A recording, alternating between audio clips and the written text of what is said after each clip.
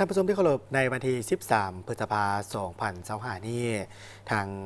กระทรวงอุตสาหกรรมและการค้าก็ได้เปิดโครงการสร้างความเข้มแข็งให้แก่ขบวนการแก้ไขข้อขัดแย้งทางด้านการค้าในอิเล็กทรอนิกส์อยู่ในสาธารณรัฐประชาธิปไตยประชาชนลาวโดยได้รับทุนช่วยเหลือลาจากรัฐบาลออสเตรเลียและนิวซีแลนด์เป็นเกียรติเข้าร่วมของทานสันติสุขพูนสวัสดิ์หัวหน้ากรมการค้าภายในกระทรวงอุตสาหกรรมและการค้าทานคาเมรอนอาร์แลนด์ต่างหน้าสถานทูตออสเตรเลียประจำลาวมีตัวแทนจากบรรดากระทรวงกรมการค้าภายในภาคส่วนเอกชนที่ดำเนินธุรกิจออนไลน์และแขกถึกเสริญเข้าร่วมโครงการสร้างความเข้มแข็งให้แก่ขบวนการแก้ไขข้อขัดแย้งทางด้านการค้าทั้งอิเล็กทรอนิกส์อยู่สาธารณรัฐประชาธิปไตยประชาชนลาวแม่นการพัฒนาระบบหับคำห้องทุกข์และแก้ไขข้อขัดแย้งผ่านออนไลน์สร้างกลไกจัดประเภทและบุริมสิทธิ์แก้ไขข้อขัดแย้งหับประกันขบวนการแก้ไขอย่างมีประสิทธิภาพสร้างความเชื่อมั่นให้แก่ผู้สวมใส่ก็คือหัวหน่วยธุรกิจขนาดกลางและขนาดน้อยเกี่ยวกับการหับคำห้องทุกข์เพิ่มทวีการร่วมมือ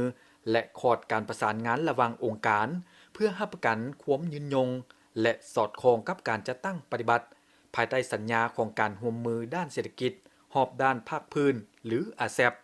ประกอบส่วนปกป้องผู้บริโภคส่งเสริมแข่งขันที่เป็นธรรมและขบวนการแก้ไขข้อขัดแย้งหรือการละเมิดการค้าอยู่สาธารณรัฐประชาธิปไตยประชาชนลาว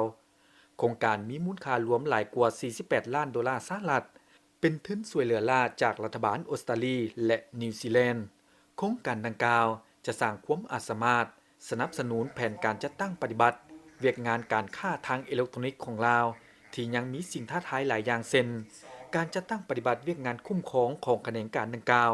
ยังบ่ทันเป็นเอกภาพโดยเฉพาะเป็นการจัดตั้งปฏิบัตินโยบายและนิติกรรมที่เกี่ยวข้อง